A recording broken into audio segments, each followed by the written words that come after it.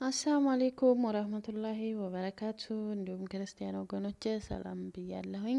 በያላችሁበት ሰላማችሁ ብዝዝት ይበልልኝ። ውድ ሀገሬ ልጆች እንዲሁም የቻናሌ ተከታታዮች ላይክ፣ ሼር፣ ሰብስክራይብ እያረጋችሁ አበረታቱኝ። የምታበረታቱኝ እህት ወንድሞቼም ከልብ አመሰግናለሁ። ኑሩልኝ። እንዲሁም ደግሞ ቤተሰብ ያልሆናችሁ ሰብስክራይብ በማድረግ የደወል ምልክቷን በማጥቆር ቤተሰብ እንሁን እላለሁኝ ማለት ነው። ዛሬ ደግሞ እንደተለመደው በሌላ ቪዲዮ ብቅ ብያለሁኝ። ክፍል 9ን እየመጥቻለሁኝ ማለት ነው።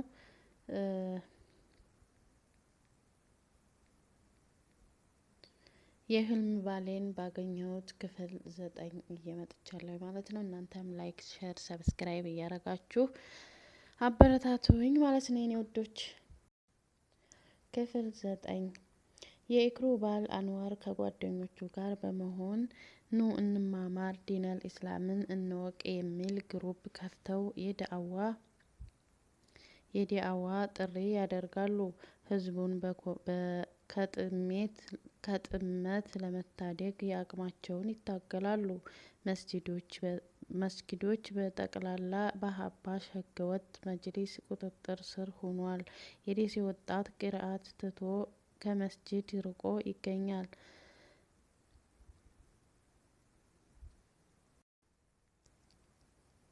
የመስጂድ ግድግዳ ላይ አላህ ያለ ቦታ ያለ አቅጣጫ ያለ ነው የሚል ጽሁፎች ተጣጥፈው ማየት ያላስቻለው መስጊድ ሲገቡ በሀባሾች ይሄኮ ውሃብይ ነው እናሳስረው ሲሉ አንድ ሰው ጀማአ አልፎት ሁለተኛ ጀማአ ከሰገደ ሲያስሩት ሁለተኛ ጀማአ መስጊድ አይቻልም እናንተ ውሃብይ ናችሁ መስጊድ አትምጡ እያሉ ሲረብሹ ሲያስገርፉ ህብረተሰቡ ከመስጊድ ርቆ ባሻው መዋል ጀምረዋል። መስጊዶች ቁርአን ይቀራባቸው የነበሩ አሁን የጫት መቃሚያ ሆነዋል። አህባሾች በማን አለብኝነት የሚጠሉትን ያስገርፋሉ፣ ያሳስራሉ። ጊዜ ለነሱ ሆኗል። በመንግስት ድጋፍ ምርኩዝ ላይ ተንተርሰው ያሻቸውን ይሰራሉ። እውቀት አንሶት ሲንገዳገድ ያገኙትን ስበው ያስገባሉ። ህብረተሰቡ እንዲህ የእምነት አቋሙ ምኖ ሲሸረሸር ማየት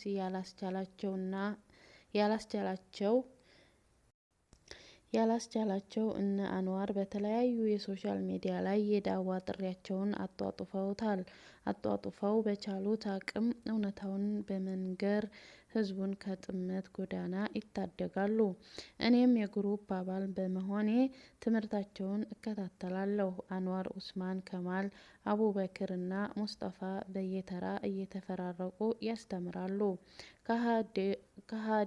ከጓደኞቼ ጋር አብረ ብንራራቅም ርቀታችንን እስክንረሳ ድረስ እራታችንን ብቻ በከፈትነው ግሩፕ ላይ ስለ ወሎ ገጠመኞቻችን እናወራለን። ሀዩም አሰሪዋ ኢክራም ጋር ሊጋቡ እንደሆነ ነገረችን። አልሐምዱሊላህ አሁን ሀዩም የህይወት አጋሯን አገኘች። በጣም ደስ ብሎናል። ግን በደስታዋ ቀን መገኘት ባለመቻላችን ከፍቶናል። ኢክሩም አርግዛለች። የልጅ እናት ለመሆን ጉዞ ጀምራለች። ለአላህም ምን ይሳነዋል? የጓደኞቼን ደስታ ያብዛልኝ። የኢክሩንም የሀዩንም መልካም ዜና ሰምተን ተሰነባብተን ተለያየን። ግን እኔ እንቅልፌ እስኪመጣ መቆየት ፈለኩና ግሩፕ ላይ የተለቀቁ ነገሮችን እያየሁ በመሃል ሴቶች ወደ እኛ ግሩፕ ገብተው እንዲማሩ ሊንኩን ግሩፕ ላይ ለቀቁ። ብዙም ሳይቆዩ አሰላሙ አሌይኩም የሚል መልእክት ደረሰኝ።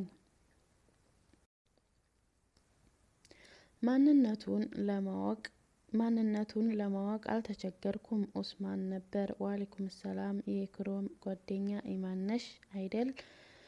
አዎ አልተሳሳትክም፣ ኢማን ነኝ። ከዚህ በኋላ ከኡስማን ጋር ብዙ አወራኝ። አርባ ምንጭ መሆንሽን ኢክራም ነግራኛለች። በርቺ፣ አይዞሽ፣ ትምህርትሽ ላይ ብቻ ትኩረት አድርጊ፣ በማይጠቅም ነገር ላይ ጊዜሽን እንዳታባክኝ። ሁሉም ነገር በጊዜው ይደርሳል። አሁን ግን መማር ነው ያለብሽ። ደግሞ ከተማሪዎች ሙስሊም ጀምዓ ጋር ተቀላቃይ። ግን አደራ እዛው ከአንዱ ጋር ኒካህ እንዳታስሪ አለኝ። ንግግሩ ፈገግ አስባለኝ። እሺ አመሰግናለሁ ያልከኝን ሁሉ አደርጋለሁ ኢንሻአላህ። ነገ ጠዋት ክላስ አለኝ ልተኛ ነው። ሰላም እደር ብዬ ተሰናብቸው ወጣሁ። ከዚህ በኋላ ሁሌ ማታ ማታ ከኡስማን ጋር ማውራት ጀመርን።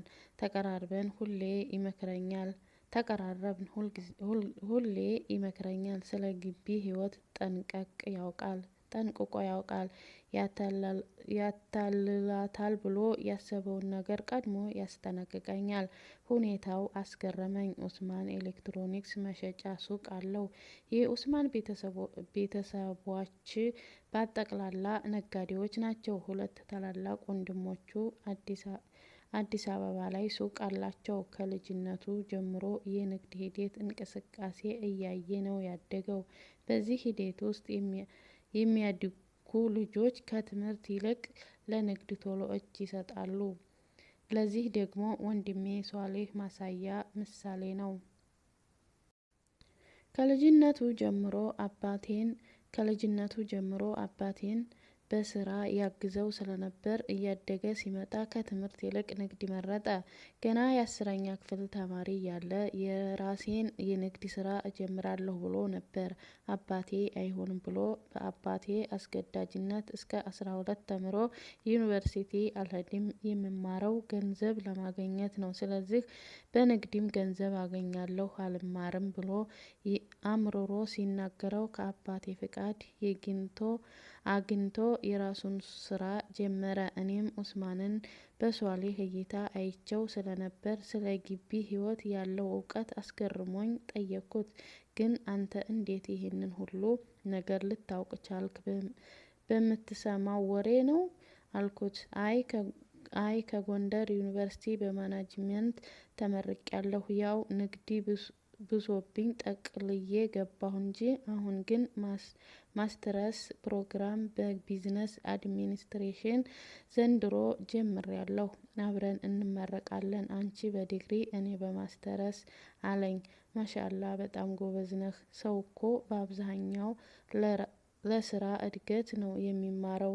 የራስህ ስራ ኑሮህም ትማራለህ። የምትደነቅ ነህ። ማሻአላህ አላህ ይጨምርልህ አልኩት። አሚን ኢንሻአላህ አንቺም ትማሪያለሽ አለኝ። ሀሀ እስኪ መጀመሪያ ይሄ ይለቅ። አሁን ግን እንቅልፌ መጥቷል። ፈቀድልኝና ልተኛ። እሺ ሰላም እደርልኝ ኢማኔ ብሎኝ ወጣ። ኢማኔ ብሎ ሲጠራኝ የማላውቀው እንግዳ የሆነ ስሜት ተሰማኝ። አባቴ ብቻ ነበር ኢማኔ ብሎ የሚጠራኝ። ዛሬ ድጋሜ ከኡስማን ሰማሁ። ኢማኔ ኔ የምትለዋ ሆሄ የእኔ የሚል ትርጉም አለው በውስጡ እና እኔ ኡስማን ነኝ። በእርግጥ ኡስማን ህልሜ ሆኖ አግኝቼዋለሁ። በእድሜ፣ በቁመት፣ በትምህርት ደረጃ ይበልጠኛል። የተዘበራረቀ ስሜት ውስጤ ብዙ የማይመለሱ ጥያቄዎችን ማስተናገድ ያዘ ይላል ማለት ነው። የኔ ወዶች ላይክ፣ ሼር፣ ሰብስክራይብ አርጉ እንዳትረሱ። አብረን እንደጋ አይከፈልበት ሞላይ ላይክ፣ ሼር፣ ሰብስክራይብ አርጉ። ዝም ብላችሁ እስኮ እንትን እያረጋችሁ አትለፉ ማለት ነው።